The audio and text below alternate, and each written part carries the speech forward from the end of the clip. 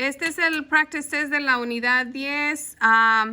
Y la número 1, si se fijan, tiene cuadrado y cuadrado. Cuando tengan eso, quiere decir que es un círculo. Quiero que vean la diferencia con este. La número 2, solo la X tiene al cuadrado. ¿Sí? So aquí va a ser una parábola. Y esa es la primera diferencia que quiero que noten. Ok, so, ¿cuándo es un círculo? ¿Cuándo los dos son al cuadrado? ¿Qué tenemos que buscar? Center y radius. The center is the opposite. So what would be the value of x? Positive 3 for y. So x is negative 2, which is the opposite of what they're adding or subtracting. And for y, the opposite will be positive 3. Perfect. For the radius, all we have to do is take the square root, porque ese es uno de los pasos que se les olvida. So sería, the square root of 4 is 2. So ya con esa información, buscamos el centro, que es negative 2 on x, siempre en x primero, and then positive 3 on y. That's going to be my center. El radio es 2. Quiere decir que hacia todos los lados va a tener dos espacios, ¿verdad? So 1, 2, 1, 2, 1, 2, and 1, 2. That means that my really wonderful compass has to be perfectly aligned to one of those points. And then when you do the circle, it should, ¿verdad? Not necessarily is going to happen because a veces se nos mueve. But then it's easier if you just do this, okay? So for your test, what you're gonna be doing is that you're gonna be drawing the coordinate plane as well, okay? Van a dibujar el plano cartesiano y luego van a dibujar su círculo. Okay, círculo tienen los dos al cuadrado. Both are squared. For number 2, when we have a parabola, it's going to be a little bit different. You're going to have to do the table. So you're going to do 5 little squares. The one in the middle is going to be your vertex. Same thing, ¿verdad? You're going to be doing the same thing, opposite. What are we adding or subtracting for x? Since it's positive 2, in here we're going to have negative 2. Okay, and if we're subtracting, so if it's minus 3, it's going to be positive 3.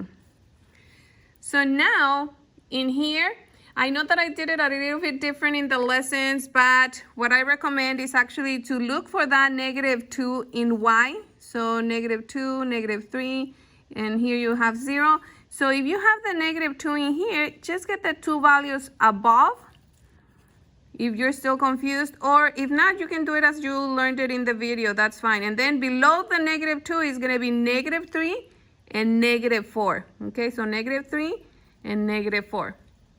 Sorry. So in here, yeah, it's negative 1 and 0. Negative 1 and 0.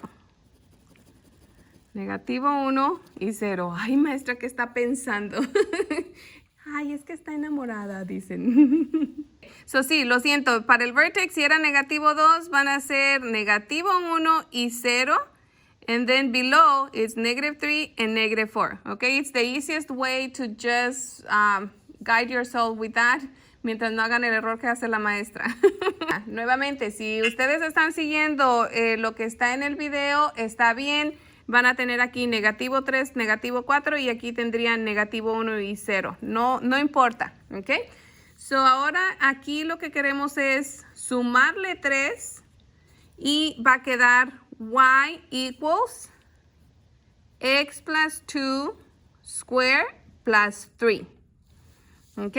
Y ya podemos ir sustituyendo cada uno. So en este caso lo voy a hacer hacia adelante, lo siento, para hacerlo todo en este pedacito. Okay, so it's going to be 0 plus 2 al cuadrado plus 3. And 0 plus 2 es lo primero que tenemos que hacer, which is 2 square plus 3. Then we're going to square the 2, which is 4 plus 3. Whoops, ya estoy poniendo la respuesta. Which is equals 4 plus 3 gives us 7, ¿ok? Que es el valor de y. Para el siguiente, la y es negativo 1. Lo siento que esté allí todo eso así. So, ya no es 0, es negativo 1 más 2 al cuadrado más 3. Negative 1 plus 2 is 1 square plus 3. 1 square quiere decir 1 por 1, which is still 1. 1 plus 3, which gives us 4. ¿Ok? ¿El segundo salió bien? ¡Woohoo! So, ahora aquí, este tiene que parecerse a este y este tiene que parecerse a este. ¿Ok? Sí, están correctos.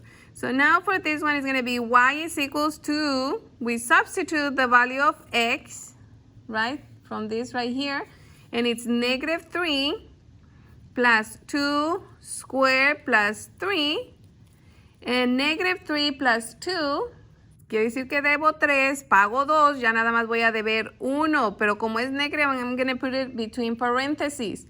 That's going to be square plus 3, and negative 1 times negative 1 becomes positive 1 plus 3, and 1 plus 3 is equals to 4. Okay, so, yay, it matches. Finally, negative 4, ¿verdad? Es el valor de x, plus 2 square, plus 3. Debo 4, pago 2. Ya nada más voy a deber 2. Because it's negative, since it's negative, you're going to put it between parentheses. Plus 3. This goes first, so negative 2 times negative 2 is positive 4 plus the 3, and that's equals to 7. Que sí salió nuevamente igual que este. So. Okay, so now we're just going to graph it. And it should be a beautiful parabola, okay? So you can start from top to bottom. Just remember that this is your vertex. De aquí es de donde empiezan a abrir las manitas. So 0, 7, 0, 7 goes up here. So let me count it porque los números no están exactly on the line. So 1, 2, 3, 4, 5, 6, 7. It's right there. Negative 1, 4. So it's negative 1. 1, 2, 3, 4, right there. Negative 2, 3. Negative 2, 1, 2, 3. De allí es donde va a abrir una manita hacia un lado y luego hacia el otro lado, ¿ok? And negative 3, 4. Negative 3, positive 4, que sería una reflexión de este. Ok, so ya podemos ir acá y nada más ver dónde se refleja. De hecho, si queremos ver el otro es negative 4, 7, negative 4, and then 7 sería 1, 2, 3, 4, 5, 6, 7, it's right there. Y ya nada más vamos a ponerlos así. Okay, so that will be your parabola. So number 3, again, x is square, y is square, so it's going to be a circle. Y hay personas que no identifican eso y me empiezan a hacer una parábola. Okay, so be careful. So the center and the radius. And the center is, what is the opposite of x? A positive 1, and for y also positive 1. And for the radius is the square root of 1. The square root of 1 is 1. So the center is 1 for x, 1 for y is right there. The radius is 1 to the right, 1 to the left, 1 down, and 1 up in all directions. Pero I don't know how easy that's going to be with our compass because it's so tiny.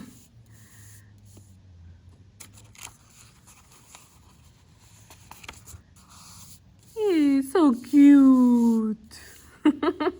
Right there. Ay, ya los mareé. Okay, the next one is going to be a parabola. And so we're going to do the table. So we'll see that. So this is the vertex. Ay, los hice muy ancho, but that's okay. So always do 5. The one in the middle is going to be your vertex, 2 above and 2 below. Okay? For the vertex, we're adding 5, so the opposite is -5. For y, we're subtracting 2, so it's going to be +2. And again, let's go make a big mistake again. I'm just kidding. So if this is -1, -2, -3, -4, -5, -6, -7, we're going to look at the -5. Again, if you did it like the lesson, that's okay. Get the 2 above that. So -4 and -3, -4, -3, and below -6, -7, -6, -7. The next step, the next step is to go over here and we're gonna leave y by itself by adding 2 to both sides. Because we necesitábamos ese allí para saber encontrar este valor, ¿ok? So por eso si es lo opuesto de -2 es +2, pero ya para resolverlo sí necesitamos cancelarlo. Y nos queda y equals 1/2 times x plus 5 square plus 2. Creo que ahora sí voy a necesitar otra hojita. It's going to be y equals 1/2 times the value of x, which is, oh, come on, help me here a little. Ahorita lo subo más, ¿ok? ¿Sí se ve? ¿Sí se ve? Sí se ve. There you go. So, yeah, it's going to be y equals 1/2 times the value of x is -3 plus 5 square plus 2, ¿verdad? Y aquí pasamos todo. Lo único que vamos a hacer primero es esto.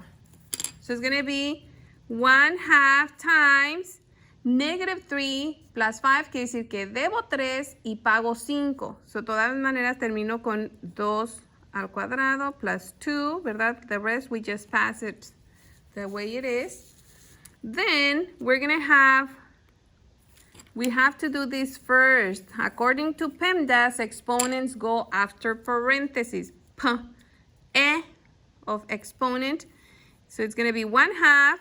2 squared is 4 plus 2. Ya tengo una multiplication and an addition. The multiplication is first. Y esta es la parte que creo que tienen dudas. Siempre que multiplicamos un entero con una fracción, right? A whole number multiplied by a fraction, we do 4 times 1, 4. Divided by 2 is equals to 2. So you multiply times the numerator and divide by the denominator. Multiplicamos con el numerador, dividimos entre el denominador. ¿Ok? Y ya solo pasamos este. Plus 2. Que nos da 4. Ok, so vamos a poner ese 4. Okay, for the next one, the value of x is -4. Okay, so we're going to do the same steps. Sorry that I'm moving it, pero este está a little longer, so that's why we have to be moving the paper. So 1/2 times, instead of x, is going to be -4 plus the 5 squared plus 2. Okay, I'm passing the whole thing the way it is, just substituting x with -4. Then, the first thing that we do, voy a ir marcando con rojo with red what we're doing. So 1/2 -4 plus 5 is 1 squared plus 2. The next step is to do exponent. So let me move it again. And it's going to be 1/2. 1 squared means 1 times 1. No quiere decir 1 times 2. It just means multiply the base times itself.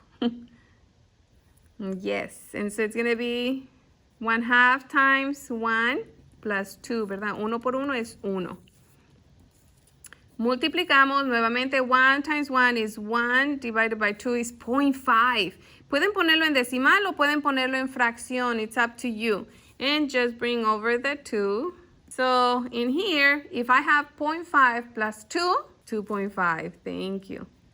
Okay, so for the next one, ideally, again, this is going to be like this one, and this is going to be like that one. Okay, so for the next one, it's going to be y is equals to 1/2. The value of x is -6 plus 5 de la ecuación square plus 2. Pasamos el 1 medio. And what do we get from here?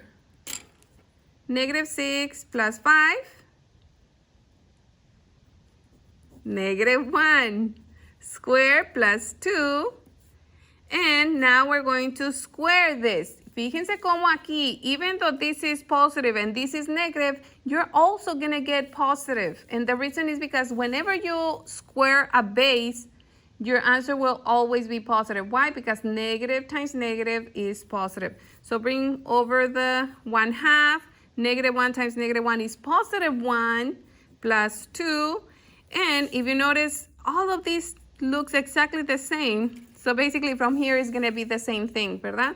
1/2 multiplied by 1 is 0.5 plus 2, which is equals to 2.5. This is also 2.5. For the last one, you have y is equals to 1/2. Again, we substitute now with the -7 plus 5 squared plus 2, which is equals to 1/2 times -7 plus 5 is -2 squared plus 2. Move it over. And so we bring this over. We have to do the square first, which is -2 times -2 is +4 plus 2. Half of 4, ¿verdad? La mitad de 4 es 2 más 2, and that's equals to 4. Okay, so we're going to go over and put that answer in there. Y déjenle pongo so that you can look at all of it. Let me put it there. So now we have all the points, ¿verdad? Ya tenemos todos los puntos. With all the points we can graph. And again, you can start from whichever point you want. Si gustan, pueden empezar del vertex y luego estos para un lado y luego estos, or from top to bottom. Let's start from the vertex this time. So -5 to -5, +2, it's right there. Then, vamos a empezar con los dos de arriba. So -4, 2.5. -4, 2.5 is right there. The next one is -3, 4. So -3, +4, 1, 2, 3, 4, it's right there. Y ahora empezamos con los otros dos, which is -6, 2.5, -6, 2.5, it's right there. Que es un reflejo de este, ¿verdad? Entonces el otro va a ser reflejo de ese que va a ser aquí. -7, 4, -7, +4, it's right there. Okay, so from here you're going to draw the little hands, ¿verdad? Subiéndolas hacia arriba. Actually the two curves.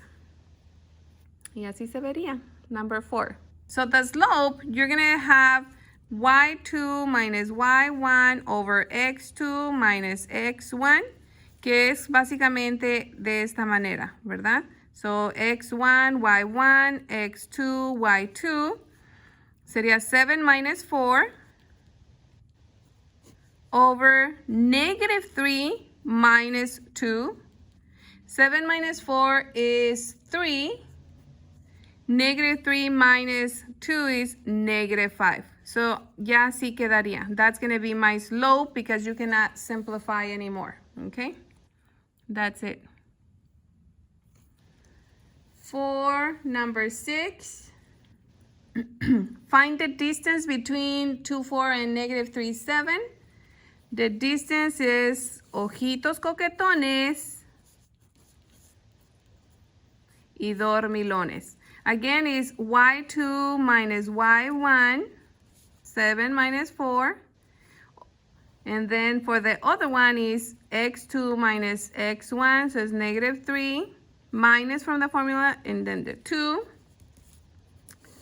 7 minus 4 is 3 square, plus negative 3 and negative 2 is negative 5 square. Because it's negative, I put it between parentheses.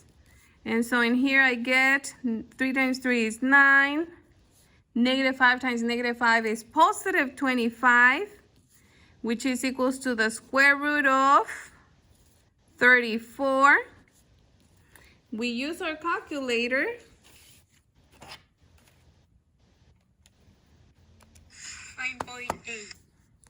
Okay, so you just put the square root of, thank you, square root of 34, and the answer is 5.8. You can put tens or hundreds, okay? I don't mind whichever. Oh, 5.83. Or you can put 5.8, nada más, okay? For the next one, it says find the distance between 0 and negative 4. 0, negative 4 sería 0. Negative 4 is right here. Whoops. And negative 2, negative 4 sería negative 2, negative 4. It's right here. So it's basically, all you have to do is count the units. So it's going to be 2 units. So if this was like a diagonal, cuando es diagonal, si no es horizontal o vertical la línea, tenemos que usar la distance formula. Pero cuando es horizontal o vertical, solo podemos contar y es todo. Okay? First thing that we need to know is that for parallel lines, the slope is the same. Y el slope siempre está junto a la X, ¿ok? Muy importante saber eso. So, el slope que voy a usar es m equals 2. Y aquí sería y1, x1, y1, ¿ok? Eso es súper, súper importante. Sí se está viendo, ¿verdad? Sí, ok. So, now I'm going to use se llama point slope formula, que says y minus y1 equals m times x minus x1, ¿ok? Y solo voy a sustituir la m con la m y x1 con x1 y la y1 con y1, ¿ok? Lo otro, esta x y esta y se mantienen allí. Y minus y1 sería 0 equals 2 times x minus x1, which is 0. So y minus 0 is y.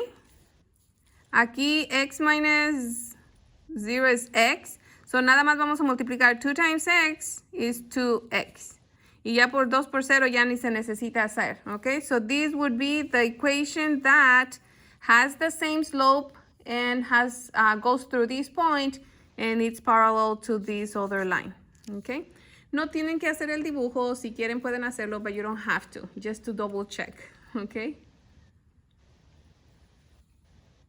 Okay, number 12 dice, find the equation of a line that is perpendicular to y equals 3x minus 1. Cuando dice perpendicular, tenemos que cambiar, so it's the opposite reciprocal. So if the slope was 3 before, for one of them is 3, for the new one will be, if it's positive, you will have it negative. Instead of 3 over 1, it's going to be 1 over 3. Okay, so that's the slope that we're going to use. And this is going to be my x1 and my y1. Okay, so again, we use the general formula of slope point. So it's y minus y1 equals m times x minus x1.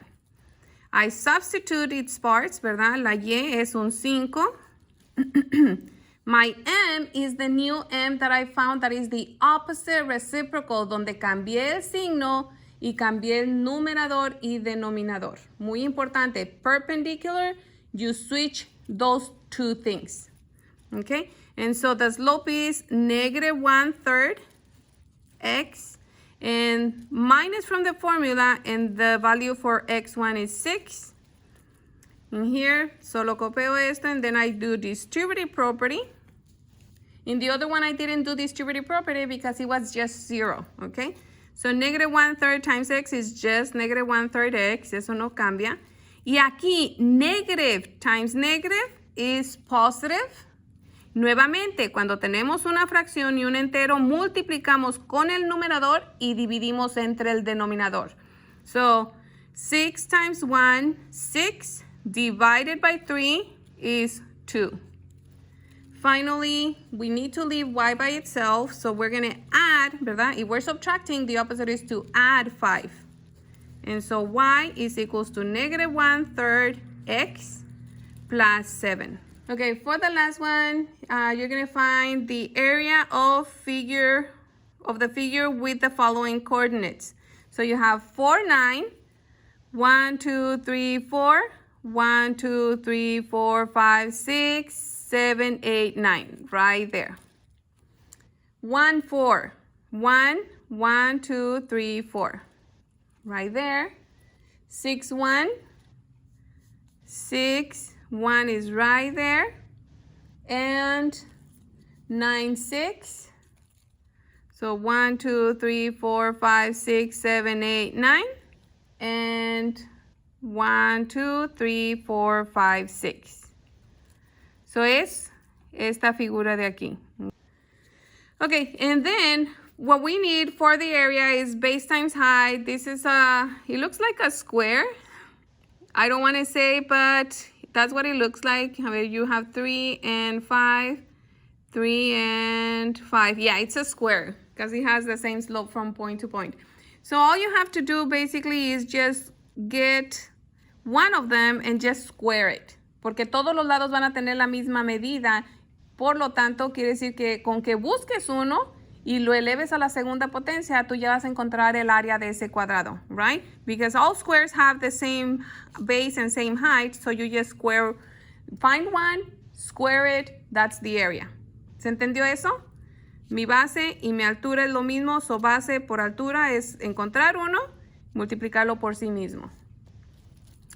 So, this is 6. ¿Pregunta? Sí, ahorita lo voy a escribir. Ahorita lo voy a escribir. So 6, 1, and then this one is 1, 4. So for the area, for a square is just side square.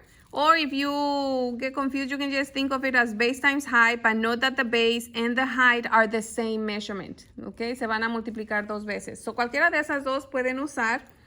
And so let's find the distance of that first point, which is those 2 points, 1, 4, and 6, 1. So, ojitos coquetones, ojitos dormilones y coquetones o al revés. So, 1 minus 4, 6 minus 1, ¿verdad? Es lo que hemos estado practicando, so we can go a little faster. 1 minus 4 is negative 3 square. 6 minus 1 is 5 square.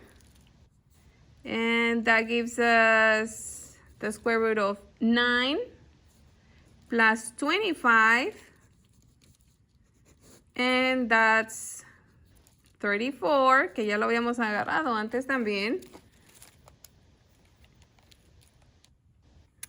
Y es de hecho el que está allí.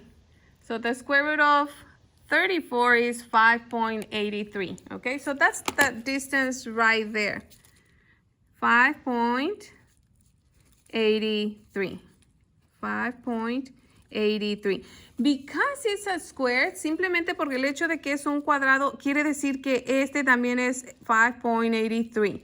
Si les pidieran el perímetro, lo único que van a hacer es sumar 5.83 plus 5.83 plus 5.83 plus 5.83 o simplemente multiplicarlo este número por 4 porque los 4 son lo mismo.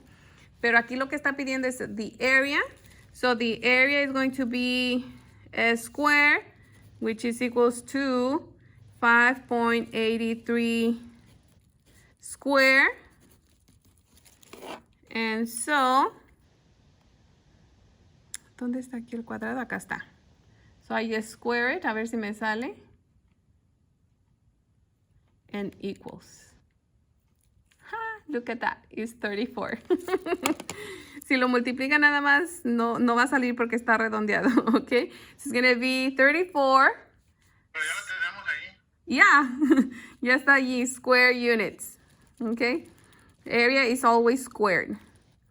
Ya lo teníamos aquí porque esto es lo opuesto, ¿verdad? De elevar algo a la segunda potencia da lo mismo que está aquí, okay? So that's what the area is. Y pues eso sería todo. Sí, 5.83 por 5.83, que les va a salir poquito diferente si no lo hacen directo. O 5.83 por 5.83 sale 33.90. Ay, ¿dónde está? Ahí. 33.9889. And the reason is because we rounded, ¿verdad? Lo redondeamos cuando sacamos la raíz cuadrada de 34. So, cualquiera de las dos, si me ponen ustedes aquí 33.99, de todas maneras lo voy a tomar como correcto, ¿ok? As not a square, you would have to find the base and the height, ¿verdad? The length and width. So, cuando es un rectángulo, sí tendrían que buscar hacia acá y hacia acá. Y si tiene el triángulo, también estudienlo, ¿verdad? Tienen que dividir entre dos. Que los cuadrados y los rectángulos no se dividen entre dos, pero el triángulo sí. Okay? So check your homework as well for this one, please.